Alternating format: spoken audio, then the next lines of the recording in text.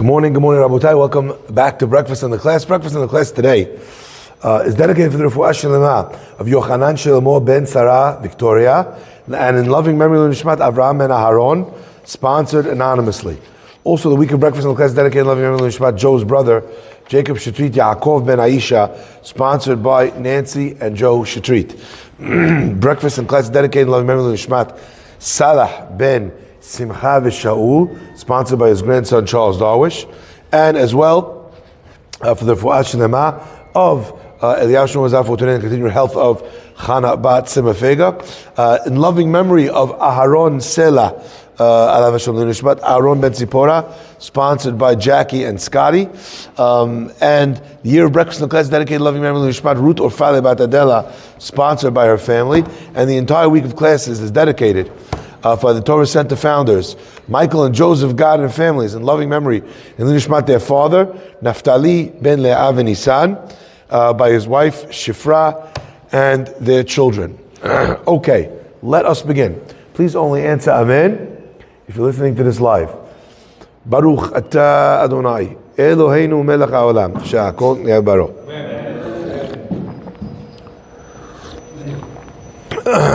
Okay, let's begin. Our parasha actually opens with some very interesting words. Vayidaber Elohim el Moshe, Vayomer elav ani Adonai. And Elohim spoke to Moshe, and he said to him, Ani Hashem. Now what's interesting is that there's not only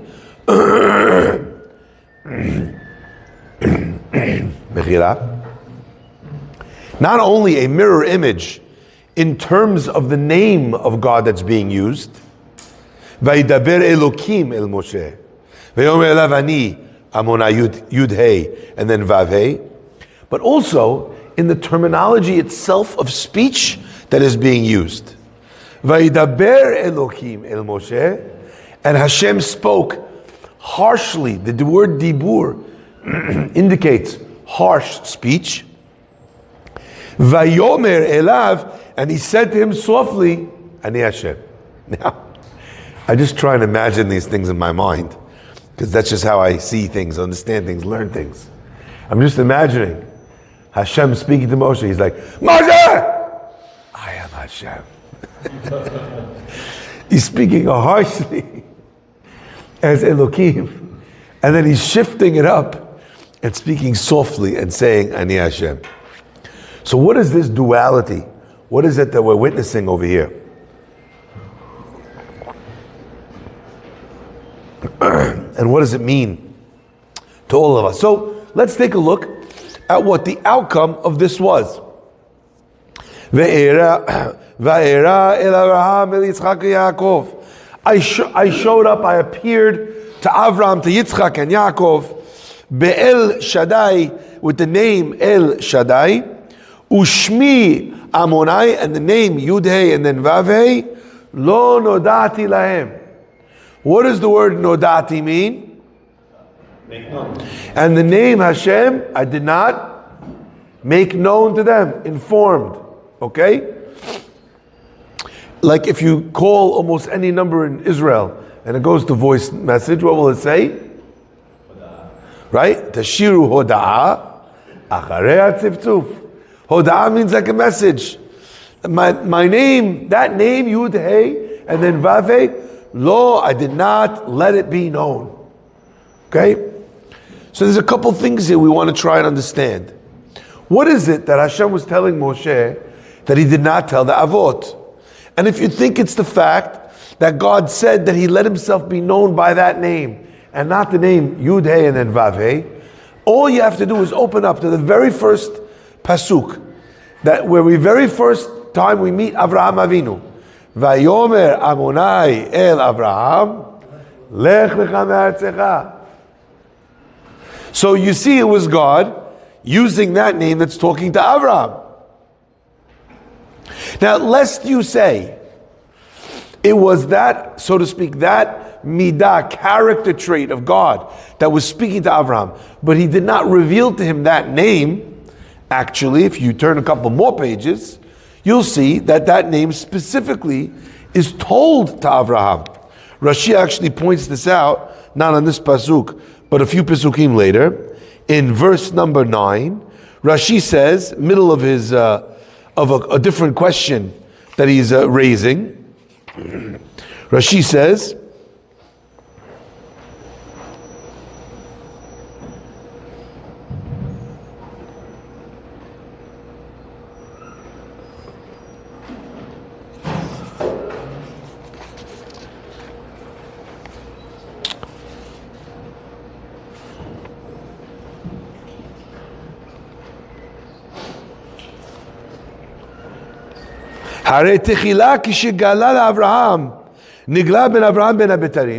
in the covenant between the parts that God makes with Abraham, Nehemar, it says, Ani Hashem, asher hotzeticha mi'ur kasdim. So it says it explicitly. I am Hashem that took you out of Ur Kasdim. So you see that name was known, was mentioned to the forefathers, to Abraham Avinu. So I want to share with you a very interesting approach that I think is relevant, firstly, to those that are serious students of the text, but then also becomes a lesson that is applied to everyone. So let's just begin and do this slowly. Bear with me. When we talk about the names of God never describe God's essence, because God's essence is unknowable.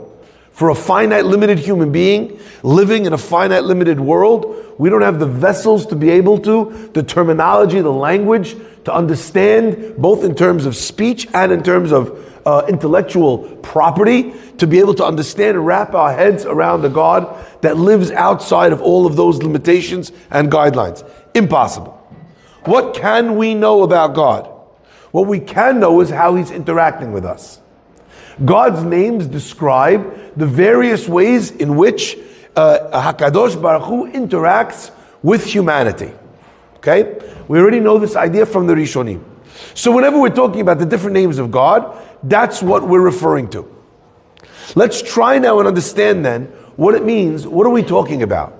God says to Moshe Rabbeinu, He speaks to him harshly as Elohim. Why is God speaking to Moshe harshly?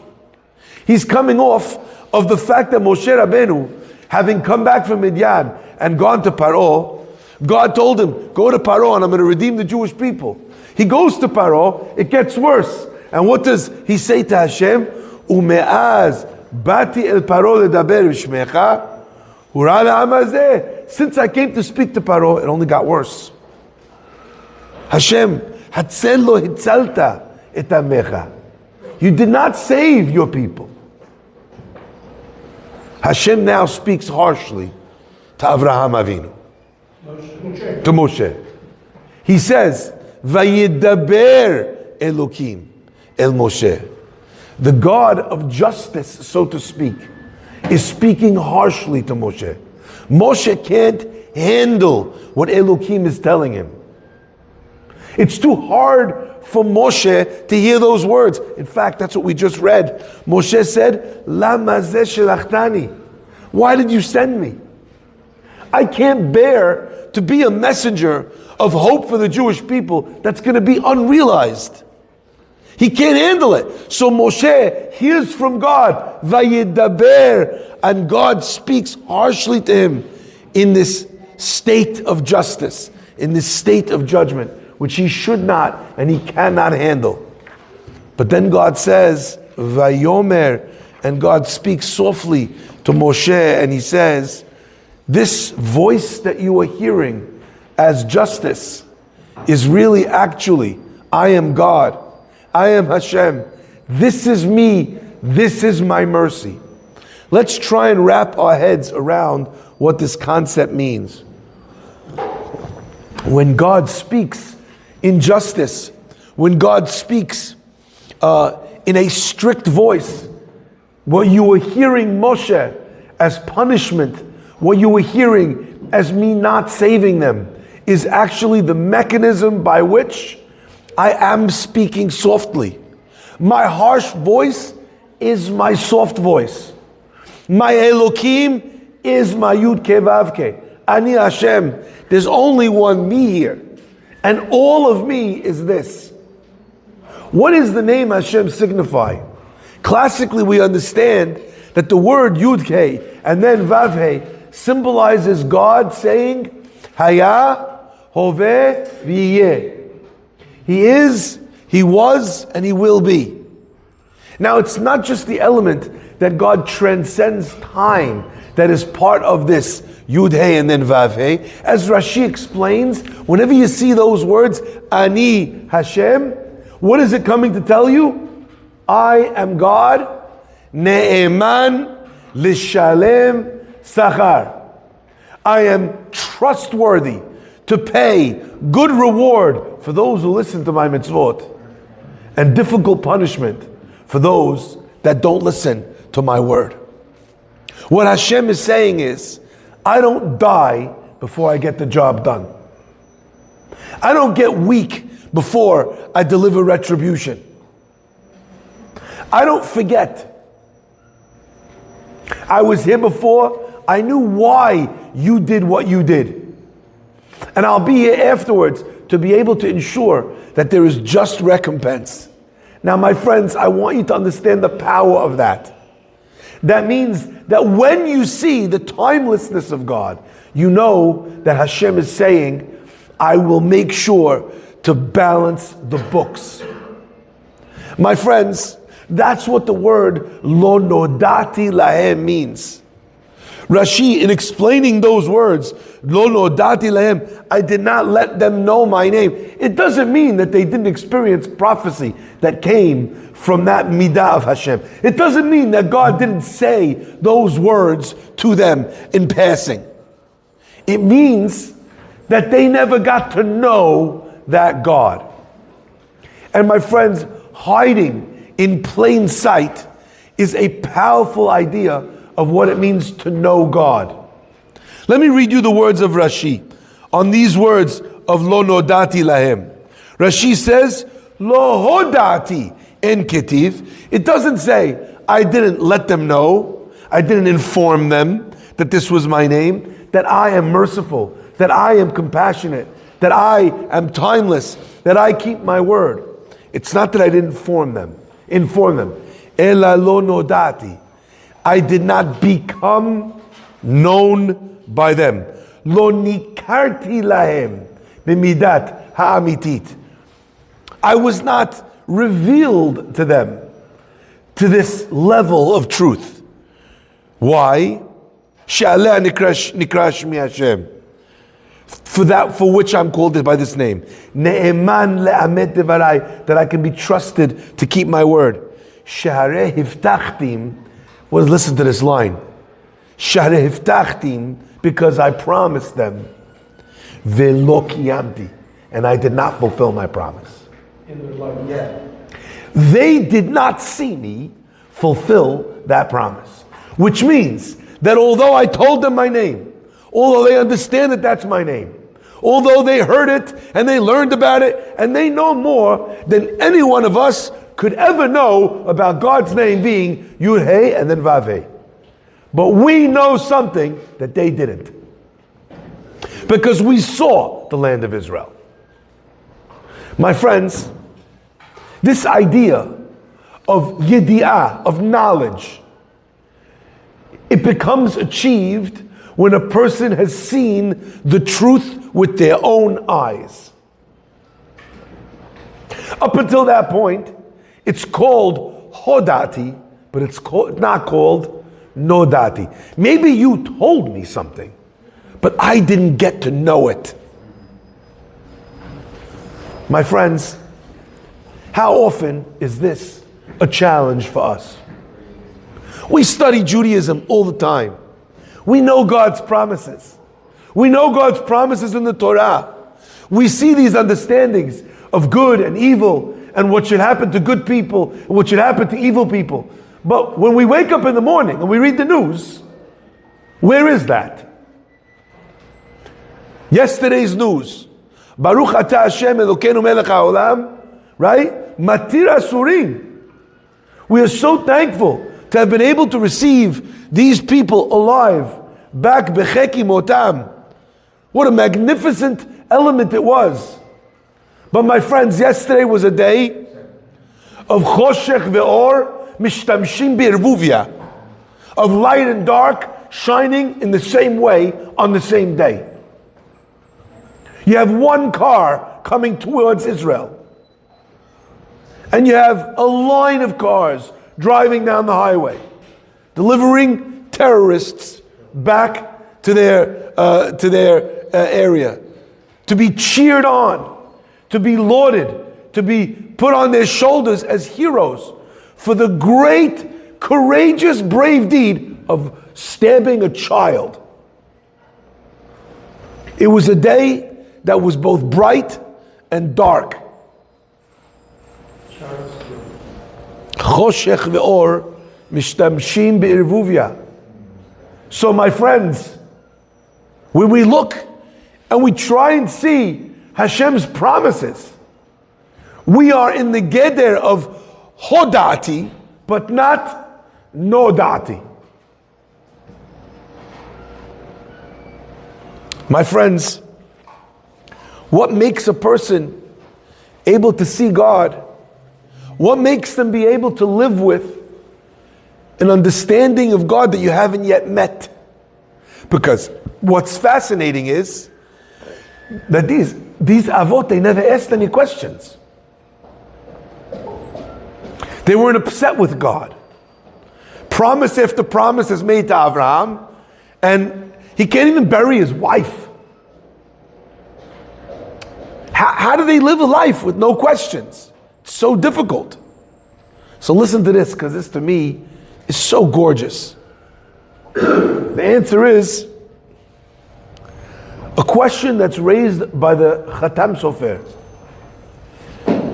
You open up, and Rashi says a comment that seemingly is nonsensical. Remember, what did the Pasuk say? What did Hashem say to Moshe? Va'era el Avraham, and I showed myself to Avraham, to Yitzchak, to Yaakov. Can anyone tell me, who is Avraham, Yitzchak, and Yaakov? Who are they? Who are they? Avraham who? Schwartz? Yitzchak who? Yitzchak Towel. Who? Avinu. So who are Avraham, Yitzchak, Yaakov? Our forefathers, Avot. Comes Rashi, the great commentator. Va'era el, Rashi says, ha'avot. What, did you miss Genesis? Like, were you sleeping for the last 15 parashiot? That you need an intro now? Guys, just to remind you, I know that you guys haven't been following the series, you know, just to catch you up, recap. Avraham, Yitzchak, and Yaakov are the forefathers. You go ask a little kid this big, you know, who knows three? Three are the Avot. What is Rashi telling us with this word? That Avraham, Yitzchak, and Yaakov are the other Avot. So I saw two interpretations. One interpretation, nice idea, that Rashi is telling us that I showed up to these men, each one of them were Avot, not because they gave birth to the other one. Like you might think that Yitzchak inherited his title. No, each one of them was of their own, one of our Avot. Nice idea. Okay, beautiful. But I saw an idea from Hatam Sofer that blew my mind. And you know when you read something or you learn something and you think to yourself, how have I not realized this? That was this Hatam Sofer for me. Hatam Sofer says, what does the word Av mean? Father. Right? That's how we all translate it. But the root of the word, Av, also is used in the Torah in another way. Lo yoveh amonai seloach lo. What does that mean? Lo ava shalecham. We have with Paro. What does ava mean? Ava means want. Lo yoveh means God will not want to forgive you. Forgive him. This person who spreads avodah zarah. So av means to want something, to desire something. Says the Khatam Sofer that the word av has two connotations. One is that it's a father, but the second is that these were people, and the reason why we call them avot was because they were people who wanted, who desired, who were desperate for a connection with God. This idea helps us understand what it is that the Pasuk is telling us. You want to see God? No problem. Easy. You don't want to see God? Also, no problem. Easy. What will you see and what won't you see? Whatever you want to see. The famous question is asked, how could it be that a 13-year-old boy, one night, he's 12 years old, 353 days. Okay? The sun sets, and now he's how old? 13. In 1 minute, he moves from being a child to a man. Now, the idea of obligating a child in all the mitzvot, okay, you tell him, make a blessing on a cup of water, fine. You know, put on tzitzit, tefillin. But how are you going to ask a child, how are you going to mandate a child to believe in God? Something that adults struggle with. Say the Mefarshim, unbelievable. The idea of believing or not believing in God is not so intellectually difficult. When a person doesn't believe in God, it's because they don't want to.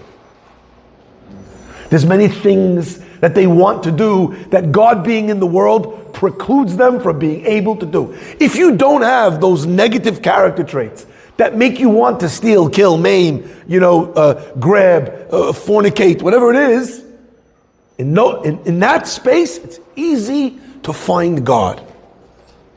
Because there's not something that's making you not want to find Him. So what makes avot? Desire. According to this Khatam Sofer, we understand everything. The Pasuk is commenting that these avot, they lived difficult lives. But somehow, even though lo nodati lahem, God doesn't always reveal His hand in your life. And if He does, you see the justice maybe, but not as much of the mercy or rahamim that you want to see. Why aren't you seeing it? How come you're not getting to experience? How come you're not getting to know that truth of God? Says the Pasuk. You don't want it enough. I read something brought down from Rav Hutner. Rav Hutner says that we know that the Torah is compared to water. Right? Says the Vilna Gaon, we've all heard this idea that Torah nimshala lamayim. We all know that. Lots of reasons why Torah is compared to water. Water flows to the lowest place. Torah goes to someone that's humble. Water only takes on the shape of the vessel that you put it in. If a person has bad midot, the Torah only accentuate their bad midot. Right? That's why you have to have derech eretz, kadma la Torah. You need to have a good midot before you study Torah. But where do we learn it from? Says the Vilna Gaon, the Pasuk says, Hoi kol tzameh lechu lamayim. Oh, all of you thirsty ones, go to the water. That's how you know that Torah is compared to water. Now listen to this. Says Rav Hutner, an unbelievable idea. He says, why is the Torah compared to water from that Pasuk that now we all say, Torah nimshala lamayim? Why didn't it compare it to orange juice? He says as follows, because when it comes to any other drink, when it comes to any other food, the halacha is, if you're eating it, you have to make a beracha. Torah is like water. You know why? Because water is unique. If I take a drink of water, I may not have to make a blessing. Did you know that? The only time you make a blessing on a cup of water is if you're thirsty. If you don't want to drink the water, you're just drinking it heke, you don't make a blessing. Torah is something that if you don't want it, if you're not thirsty for it, Hoi kol tzameh lechu lamayim, if you're not thirsty for it, you don't make a blessing on it because you're not appreciating it, because you're not experiencing it. You know what made the avot? Because they were the three people who wanted more than anyone ever. If you want a relationship, you want to feel close to Hashem, then you will. And when you feel that way, then even when things are very difficult, and it feels like Hashem is shouting at you, Vayidaber Elohim el Moshe, how do you experience it? Vayomer elav, softly, Ani Hashem. When you're a coach on the sideline of a basketball court, and your kid's running, and you're telling him, protect the ball, shoot it. The father's yelling at the kid. But the kid knows 1,000% that all of that yelling is only so that he scores. Who has a better father? The one that has a father screaming from the side, shoot it, protect it, pass it, coaching the child with all that yelling? Or the father who couldn't be bothered to come to the basketball game at all? Hashem says to Moshe, what you think? You're yelling at me? Asking me why I haven't saved the Jews?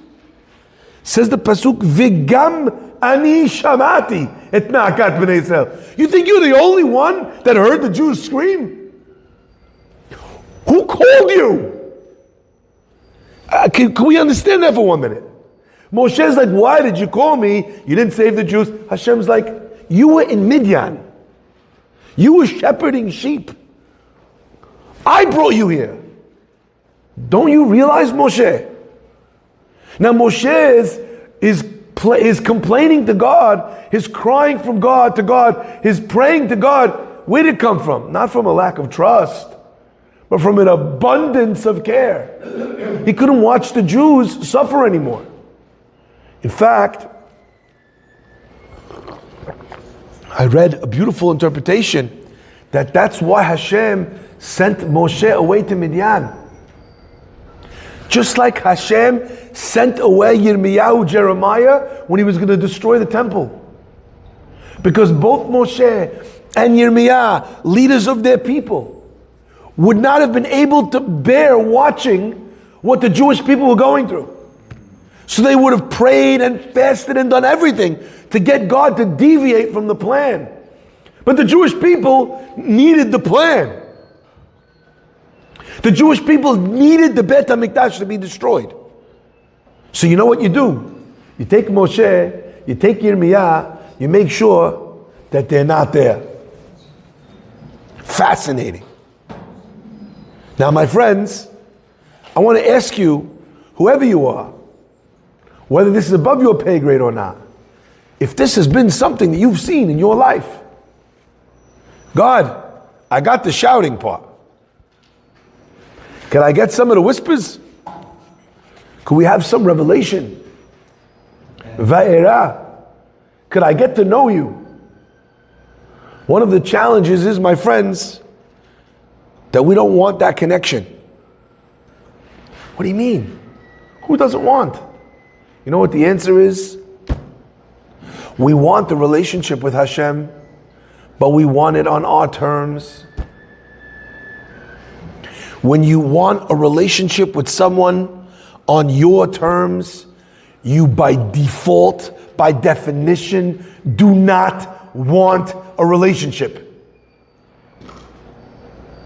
When you want to be engaged or married to someone, but everything's got to be exactly the way you want it, then you don't want a relationship with them. You want someone who, on a remote control, fulfills your needs and desires. But when you want a real relationship with them, you understand that yes, I get a lot of things, but there's also a lot of things I need to give. a lot of soul searching that I have to make on myself. Whenever there's a problem, the first people we look at is the people opposite us in a relationship, in a fight, a protagonist. The other person is always the aggressor and I am the victim. Now, it's not a zero-sum game. It might be that you are the victim, but it might also be that you have some blame. You want a relationship with them? Take ownership over your own deeds. I love this idea. Gemara says that if a person does something wrong and they see Yisurim, difficult things happening to them, what should he do? Yifashvesh b'ma'asav. Two languages in Chazal. One is yifashvesh, one is yimashmesh, right? But what does it mean, lifashvesh? What does it mean, limashmesh? It means you're searching. My friends, when you search for something, you're hoping to find it. Most of us, when we have to take a reckoning over whether we've done something or not done something, we hope we won't find anything. We hope that we're guilt-free. But in a real grown-up relationship, you know that if I have responsibility here, there's probably something that I could have done a little bit better. The tzaddikim were looking, hoping to find a mistake so that they could correct it. Shemi Hashem lo nodati lahem. They did not get to see the fulfillment of my promises. But you know what kind of relationship I had with them? I had a relationship where I could tell them my name, and even if I didn't deliver, because it was not yet the time, they knew that it wasn't because I wasn't fulfilling my part of the deal. They knew I had only love and only care for them. They saw me as what I was, even without me showing it to them. And that's why I was able to not show it to them. What a level the Avot were on. They wanted the connection so much that they were willing to be able to have the simultaneous Vayidaber and the Vayomer, the Elohim and the Yud Ke Vav Ke. My friends, in every Elohim is really hiding a Yud Ke Vav Ke. In every shout, in every difficulty, in every dark day is a sunrise at the same time. So the challenge, my friends, is to be able to recognize this and to not treat God like a candy machine that dispenses favors. That's not Hashem that you serve. That's Hashem serving you. But when we see it as a real relationship, then we are mimashmesh b'ma'asenu. We look to see, maybe there's something that we haven't yet done wrong, we haven't yet done right, even if we can't find something that we've done wrong. Maybe there's more to do. Maybe there's more to change. Maybe there's more to become. And that's why we're not yet finished with this chapter of our lives.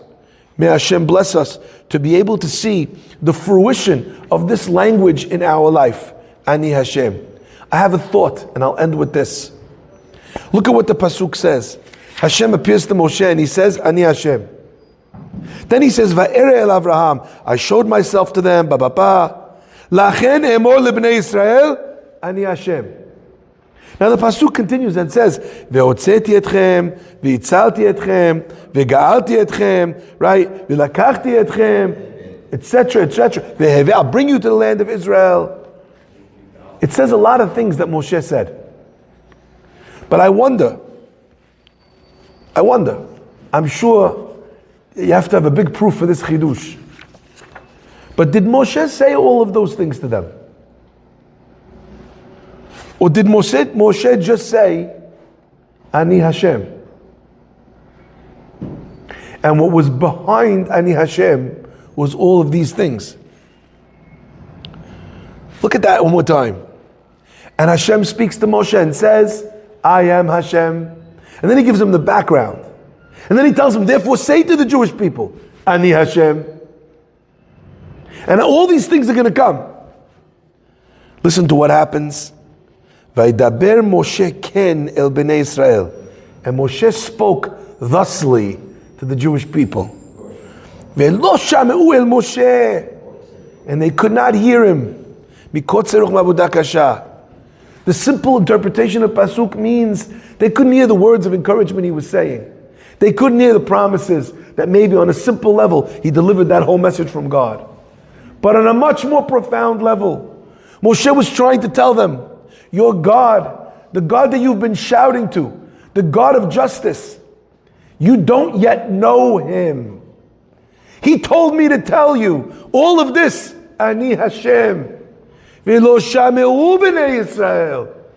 not that they didn't hear Moshe. It's not even that they didn't even believe him. But to be able to hear Ani Hashem, the soft voice amongst the screams, to be able to feel that this is not just Hashem's justice that I could accept begrudgingly, but that this is Hashem's kindness. Who gets to see that in a bad breakup? This is not just a bad, this is a good thing. We say those words. But who feels those words? They were suffering so much that they could not hear that all of this was Ani Hashem. So today, I'm going to ask you to look at what we experienced yesterday. To look at it and with all of our questions, say to yourself, this is definitely justice. We are definitely being punished for the price we paid for those hostages, and we will be punished again. But in that Elohim is also Ani Hashem.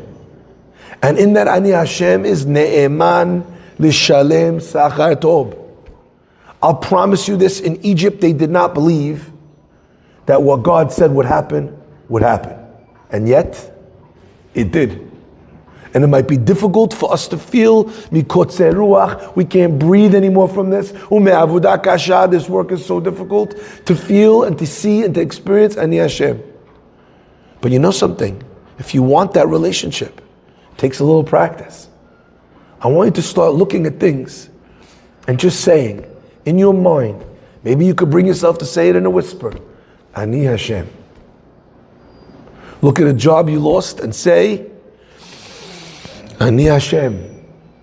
Look at a relationship, look at a problem, look at an issue, Ani Hashem. And with repetition, eventually we'll get to a place with desire, avot, ava, we'll be able to achieve that sense of equanimity. We'll be able to achieve that sense of calm that comes with knowing that in every bit of justice and every punishment that we receive is really a loving, caring Father that is guiding us exactly to where we need to go. Baruch Adonai Le'olam, Amen ve'amen. We have Kaddish, and right after Kaddish, we have a few words of Torah with Rabbi Abrahamov. Rabbi Chananya ben Akasha Omer Hatzah, Kadosh Baruch Hu Zkot Israel, Lefika Chi Ba'alem Tov Mitzvah Shneimar, Adonai Chafetz Man, Tzidko Yagdil Torah ve'adir.